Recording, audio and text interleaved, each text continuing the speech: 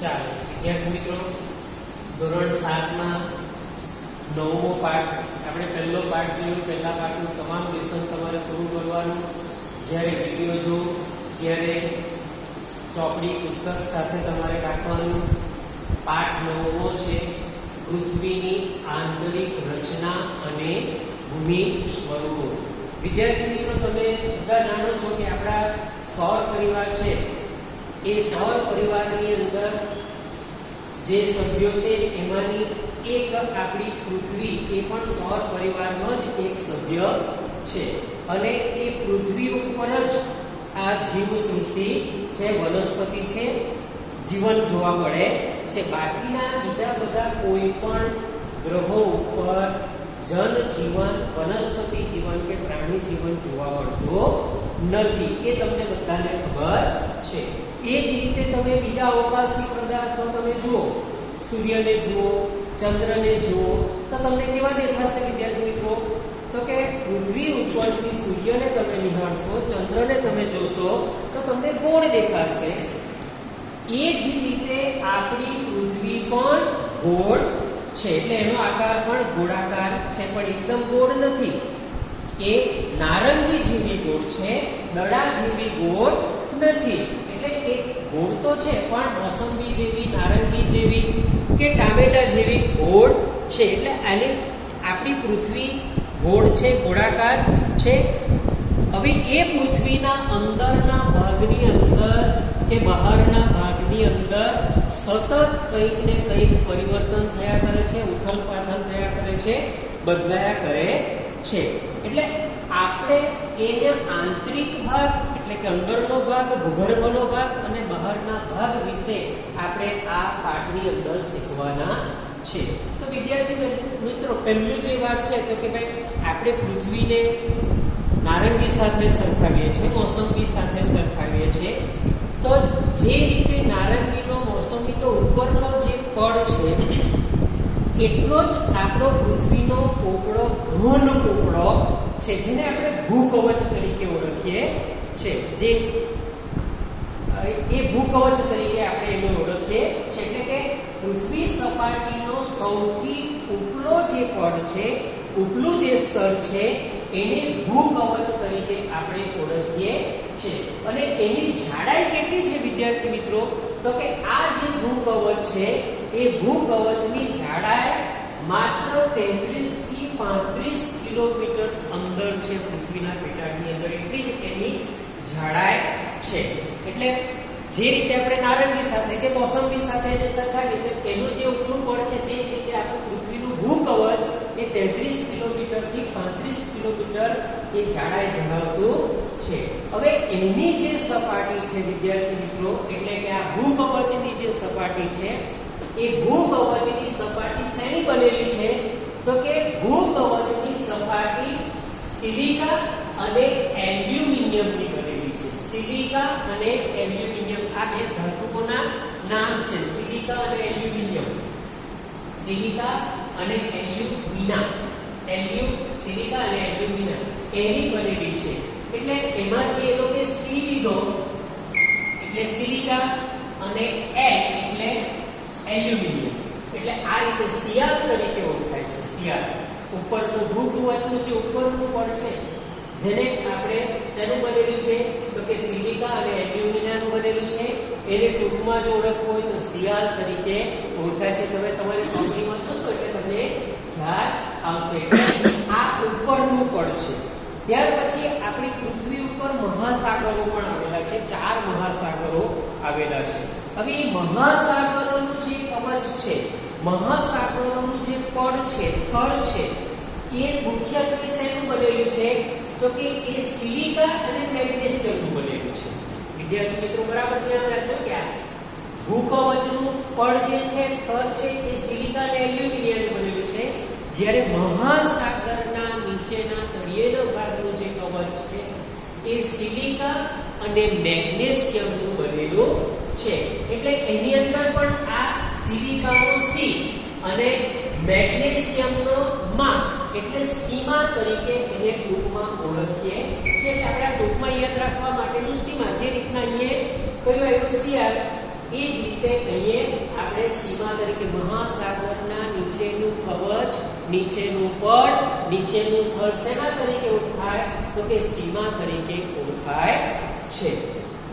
હવે આ કવચની બરાબર નીચેના ભાગની અંદર પૃથ્વીના પેટાળની જેની અંદર આપણે વાત કરીએ છીએ એની ઊંડાઈ, જો તમે પાછું તમારું ચોપડીનું ચિત્ર જોશો તો પેલું જે કથ્થઈ કલરનો જે રંગ છે તે તમારી ચોપડી સાથે રાખવાની.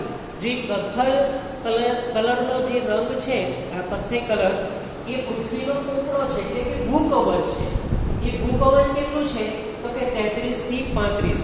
ત્યાર પછી તમને પીળા રંગનો ભાગ દેખાશે. તમારી ચોપડીની અંદર જોશો ત્યારે પાના નંબરો પણ 50 ની અંદર.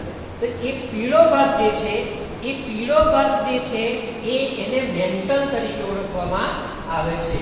અને એ મેન્ટલ, પૃથ્વીનું જે મેન્ટલ છે એની નીચેનું જે મેન્ટલ છે એનું પેલું મહાસાગરના કવચની નીચે, પડના નીચે જે મેન્ટલ છે એની જાડાઈ એ 2900 કિલોમીટર, 2900 કિલોમીટર ઊંડી એની જાડાઈ ધરાવે છે.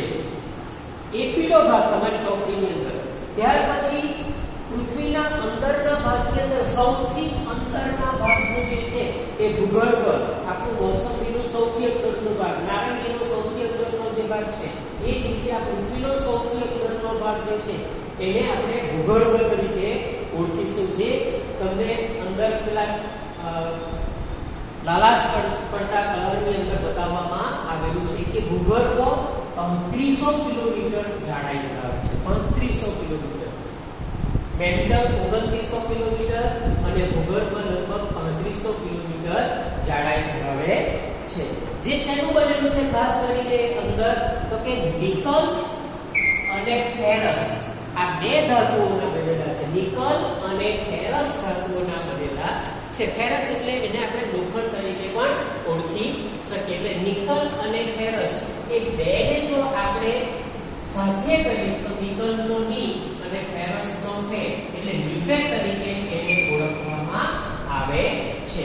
પૃથ્વીનું આંતરિક ભૂગર્ભ અથવા તો પેલું ભૂગર્ભ જે છે 3500 કિલોમીટર એ શેનું બનેલું છે? તો નિકલ અને ફેરસનું બનેલું છે, અને નિફે તરીકે ઓળખવામાં આવે છે.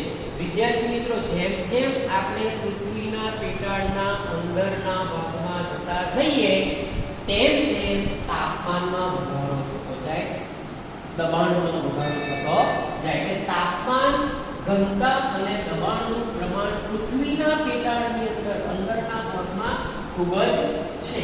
એટલે આ આપણે અંદરની બાબતોની માહિતી. હવે એના આધારે ખડકોના જુદા જુદા પ્રકારો પાડવામાં આવેલા છે.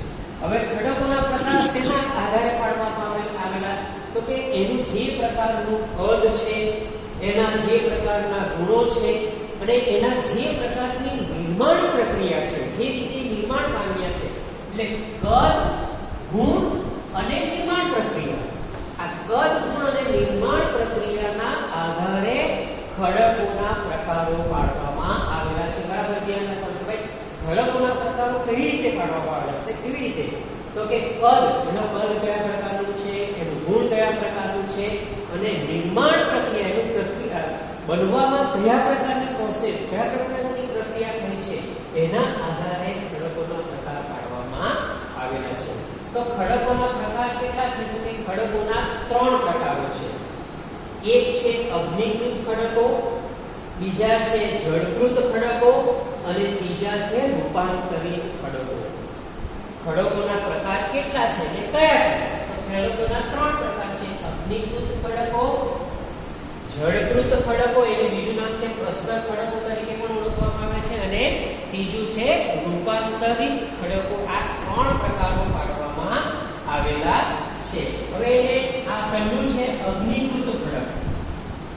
એને જો આપણે અંગ્રેજીની અંદર જો ઓળખવું હોય તો ઇગ્નેશિયસ રોક, ઇગ્નેશિયસ રોક તરીકે ઓળખવામાં આવે છે. હવે આમાંનો પેલો જે ઇગ્નેસ જે શબ્દ છે એ ઇગ્નેસ શબ્દ લેટિન ભાષાનો શબ્દ છે અને એનો અર્થ થાય અગ્નિ. બરાબર ખડક એટલે કે એને અંગ્રેજીમાં ઇગ્નેશિયસ તરીકે ઓળખવામાં, ઇગ્નેશિયસ રોક્સ. ઇગ્નેસ શબ્દ જે છે એ લેટિન ભાષાનો શબ્દ છે અને એનો અર્થ થાય અગ્નિ. એના ઉપરથી અગ્નિકૃત ખડકો તરીકે એને ઓળખવામાં આવે છે. હવે પહેલા તો આપણે જોઈએ કે ભાઈ અગ્નિકૃત ખડકો કોને કહેવામાં આવે. આ એક વ્યાખ્યા તમારી સંકલ્પના પરિભાષા. તો કે અગ્નિકૃત ખડક કોને કહેવાય? ગરમ થયેલો મેગ્મા. મેગ્મા કોને કહેવાય? મેગ્મા એટલે શું?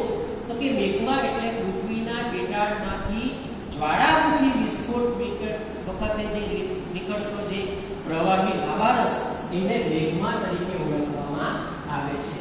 તો એ પેલો જે ગરમ મેગ્મા છે એ ઠંડો પડે, બહાર આવે એટલે ઠંડો પડે, અને ઠંડો પડે એટલે જે ખડકની રચના થાય એને અગ્નિકૃત ખડકો તરીકે ઓળખવામાં આવે છે. બરાબર સમજો વિદ્યાર્થીઓ. અગ્નિકૃત ખડકો કોને કહેવાય?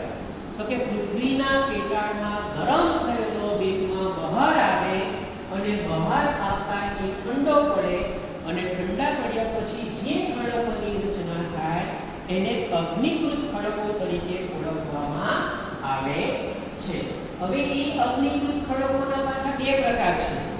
એક તો બાહ્ય અગ્નિકૃત ખડક અને બીજો છે આંતરિક અગ્નિકૃત ખડક. બાહ્ય એટલે બહારનો, આંતરિક એટલે અંદરનો. બાહ્ય અગ્નિકૃત ખડક અને આંતરિક અગ્નિકૃત ખડક એવા બે પ્રકારો એના પાડવામાં આવેલા છે.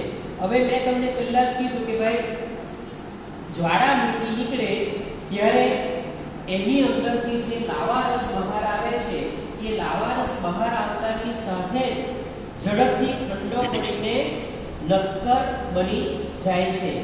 અને એવા ખડકોને આપણે બહારની બાજુએ પૃથ્વીના પેટાળમાંથી પેલો લાવારસ બહાર નીકળ્યો અને બહાર નીકળીને એ ઠંડો પડ્યો અને ઠંડો પડવાને કારણે પેલો નક્કર થઈ જાય એકદમ, અને એ નક્કર થઈ જાય એવી જે ભૂકવચની રચના છે એને બાહ્ય અગ્નિકૃત ખડક તરીકે ઓળખવામાં આવે છે.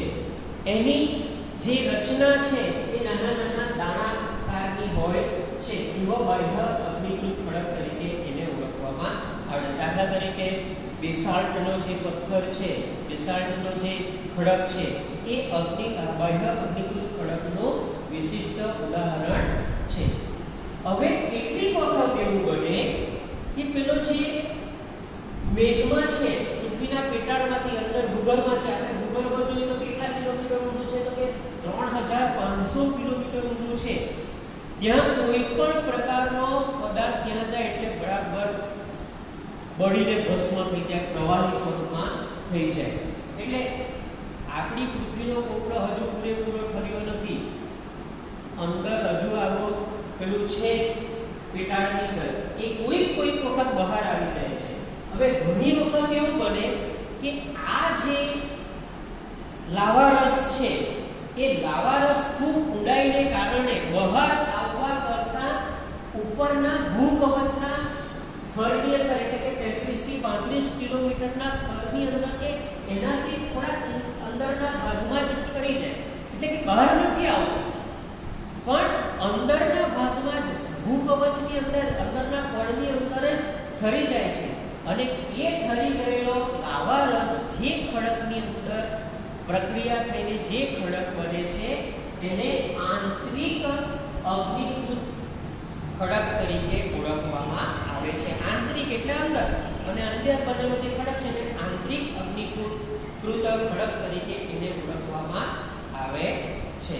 એટલે પેલો લાવા જે બહાર આવવાની જગ્યાએ એ ત્યાં જ ઠરી જાય છે, અને ઠરવાને કારણે એ પેલું ઉપરનો જે આવે તે તો નાના નાના દાણાદાર ભાગની અંદર પેલું થઈ જાય, પણ પેલો અંદરના ભાગમાં તો મોટા લાવાઓ સ્વરૂપમાં એ મોટા દાણા સ્વરૂપમાં ધારણ કરે છે. દાખલા તરીકે ગ્રેનાઇટ આવો એક ખડકનું ઉત્તમ દ્રષ્ટાંત છે.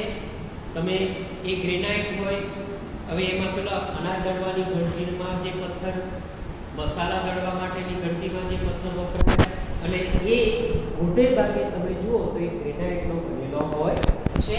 એ આની અંદર આ પ્રકારની પ્રક્રિયાથી આંતરિક અગ્નિકૃત ખડક તરીકે એ ઓળખાય છે. ત્યાર પછી બીજું છે જળકૃત ખડક.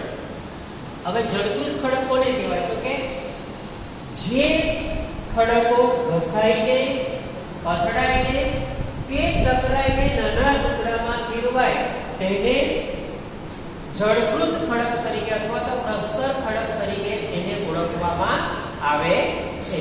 હવે એ લેટિન શબ્દ જે છે સેન્ટિમેન્ટમ અને તેના ઉપરથી બનેલો શબ્દ લેટિન શબ્દ સેન્ટિમેન્ટમ પરથી સેન્ટિમેન્ટરી રોક તરીકે એને ઓળખવામાં આવે છે, જેનો અર્થ થાય સ્થિર. એ પ્રકારનો સેન્ટિમેન્ટરી રોક તરીકે એને ઓળખવામાં આવે છે. હવે આનાથી બને તો કે ભાઈ હવાથી, પાણીથી, પવનથી એક જગ્યાએથી બીજી જગ્યાએ નિક્ષેપની ક્રિયા થાય અને એ નિક્ષેપની ક્રિયા દ્વારા આ જળકૃત અથવા તો પ્રસ્તર ખડક અથવા તો જેને સેન્ટિમેન્ટરી રોક તરીકે ઓળખાય છે, જેનો અર્થ સ્થિર એવો થાય છે. એટલે આ પ્રકારે એ ખડકની રચના બને છે. આ પ્રકારે એની રચના થાય છે. ત્યાર પછી ત્રીજો જે છે રૂપાંતરિત ખડક. હવે અગ્નિકૃત ખડક છે અને જળકૃત કે પ્રસ્તર ખડક છે એ ઊંચા તાપમાનને કારણે કે ઊંચા દબાણને કારણે પાછા જળકૃત કે અગ્નિકૃત ખડકમાંથી રૂપાંતરિત થઈ જાય, બદલાઈ જાય, ફેરવાઈ જાય.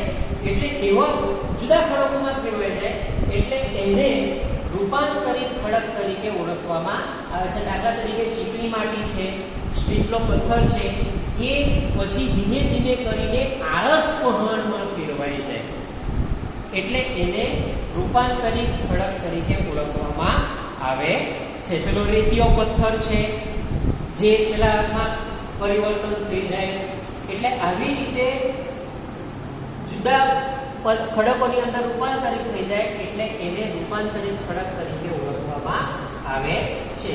એને મેટામોર્ફિક તરીકે એને ઓળખવામાં આવે છે, જેને કે સ્વરૂપમાં બદલાવ, મેટામોર્ફિક રોક્સ એટલે કે સ્વરૂપમાં બદલાવ થવું એટલે એને મેટામોર્ફિક રોક તરીકે ઓળખવામાં આવે છે, જે ગ્રીક શબ્દ છે. ચાલો વિદ્યાર્થી મિત્રો આટલું આપણે આજે જોઈએ.